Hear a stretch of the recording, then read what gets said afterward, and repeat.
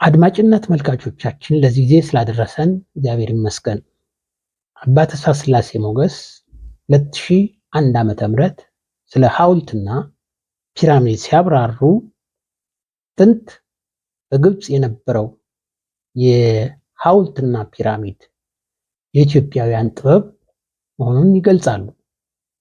እነዚህ በአይን ሲታዩ የሚያስደንቁ ኃይሎች እጅ የተሰሩ ከ4300 እስከ 1510 ዓመተ ዓለም ለ2790 ከክርስቶስ ልደት በፊት እንደነበር ተገልጿል።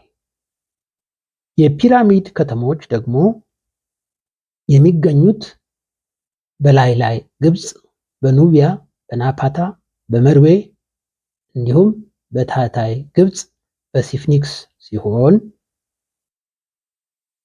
ስራቸውም ባለ 3 ማዕዘን ያለ ሲሚንቶና ጭቃ ሰው ሊሸከሙ በማይችል ትላልቅ ድንጋይ ተቀጣጥሎና ተነባብሮ በሚያስደንቅ ሁኔታ የተሰራ ነው። ፒራሚዶቹ እንዴት እንደተሰሩና ማን እንዳነጻቸው የሚገልጸው ማስረጃ በእያንዳንዱ ፒራሚድ ውስጥና በሐውልቶቹ ላይ በጥንት ኢትዮጵያ የምስር ጽሑፍ ወይም ሂሮግሊፊክ ተቀርጾ ይገኛል። በጥንት ዘመን የተሰራው ፒራሚድ ጥበብ አሰራር ሙሉ በሙሉ የኢትዮጵያውያን መሆኑን ያሳያል ሲሉ ጽፈዋል። ለምሳሌ ሄሮዶተስ 18 የኢትዮጵያውያን ንጉሶች አጽም በግብፅ ፒራሚድ ውስጥ እንደሚገኝ ጽፏል። እንዲሁም የኢትዮጵያውያን የፒራሚድ አሰራር ጥበብ ላይቭ ሳይንስ 2015 ዓ.ም እንደ አውሮፓውያን አቆጣጠር እንደተገለጸው ኢትዮጵያውያን ፒራሚዶችን ሰርተዋል። የሰሯቸው ፒራሚዶች የጥንታውያን ኢትዮጵያውያን የራሳቸው የጥበብ አሻራ ያረፈባቸው ናቸው ሲል ያብራራል። እነዚህ የተገነቡት ኢትዮጵያውያን ስርወ መንግስት የግንባታ ጥበብ የተገነቡ ፒራሚዶች ብዛት 223 ነበሩ ሲል ያብራራል። ነገር ግን የተሰጠው ሐሳብ የሚያሳየው አጥኚው ቡድን የደረሰበትን ግኝት እንጂ የፒራሚዶች ብዛት ከተጠቀሰው ቁጥር በላይ መሆኑን በተለያዩ ሊቃውንት የተሰጠው ሐሳብ ያሳያል። በግብፅ ያለው ፒራሚድ ቢፈተሽ አብዛኛው አጽም የኢትዮጵያውያን ነገስታትና ንግስቶች ሊሆን ይችላል። ድሩስላ ጁንድ ሂውስተን በ1926 ፒራሚድ የሰሩት ኢትዮጵያውያን ነበሩ፣ በሐውልቶቹ የሚታየው ስዕል ኢትዮጵያውያንን የገነቡት መሆናቸውን ያሳያል፣ ድንጋዩም ከኢትዮጵያ እንደተጋዘ ይገልጻሉ። ታዲያ በግብፅ ሀገር ያለውን ፒራሚድ ለመስራት ከኢትዮጵያ የተጋዘው ድንጋይ እንዴት ሄደ ለሚለው ጥያቄ ኢትዮጵያውያን ዝሆንን በማሰልጠን የተካኑ እንደነበር መረጃዎች ያሳያሉ።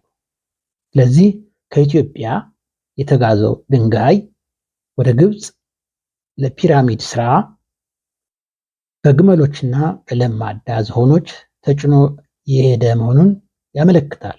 ነገር ግን የበለጠ ጥናትና ምርምር ማድረግ ይገባል። ጆን ሱተር በ1994 እንደ አውሮፓውያን አቆጣጠር እንደገለጸው የጥንት ሰዎችን ማወቅና ያለውን ማወቅ የተቻለው በነበሩበት ዘመን ትተዋቸው በሄዱት ዕቃዎች የሚገኙትን መረጃዎች በመጠቀም ነው። የሰው ልጅ የኋላ ታሪክ ለማወቅ ቀና ዘዴው ሰዎች በነበሩበት ጊዜ ትተውልን ባለፉት በሚነበቡ ወረቀቶችና መጽሐፍት ነው። ስለዚህ በዚህ ዘመን የምንኖር ሰዎች ትውልዱ ቅርስ ልናስቀምጥ ይገባል። ጆን ሱተር 1994 እንደ አውሮፓውያን አቆጣጠር አርኪኦሎጂስቶች መሬትን በመቆፈር የተገኙት የፈራረሱት ቅሪተ አካሎች ለማወቅ በሰው የተሰሩ ዕቃዎችን ከመሬት ውስጥ በማግኘትና የተቆራረጡ መረጃዎች ያለፈውን ስዕል ይዘው ይገኛሉ። ለምሳሌ ቁርጥራጭ ብረታ ብረቶች፣ የልብስ ቁርጥራጮች፣ በግድግዳዎች ያሉ ስዕሎች ያለፈውን ታሪክ ያሳያሉ፣ ያስረዳሉ።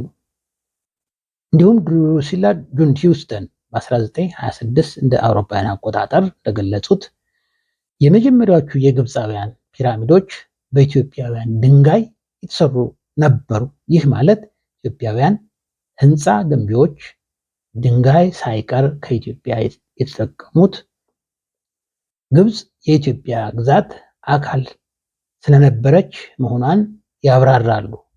በመሆኑም በተገነቡት ፒራሚዶች ውስጥ የሃይማኖትና የአስትሮኖሚ አስፈላጊነት በፒራሚዶች አቀማመጥና ቅርጽ ይገለጽ እንደነበር ያብራራሉ። ይህ የሚያስረዳው ኢትዮጵያውያን ቆየት ባለው ጊዜ የመጀመሪያና አስደናቂ ሃይማኖት ያላቸውና ለሃይማኖታዊ አገልግሎት መስዋዕት ማቅረብን ያስተማሩ መሆናቸውን ያሳያል። ከዚህም በተጨማሪ ኢትዮጵያውያን የሚሰሯቸው ፒራሚዶች በውስጣቸው የሃይማኖታዊና አስትሮኖሚ አሰራርና ምርምራቸው የሚገለጸው ምስጢራዊ በሆነ በፒራሚዶች አሰራር አቀማመጥና ቅርጽ ትርጉም ሰጥተው ይጠቀሙበት ነበር በማለት ይገልጻሉ። በመሆኑም በፒራሚዶች አሰራር ላይ የሚገኘው ምስጢር ገና ብዙ ምርምር የሚጠይቅ ነው። ስለዚህ ሊቃውንት ብዙ ማጥናትና መፈለግ ተገቢ መሆኑን ልንረዳ ይገባል። መምህርና ደራሲ ነጋ ገረመው ታምራት ለዛሬ አበቃን። መልካም ሳምንት።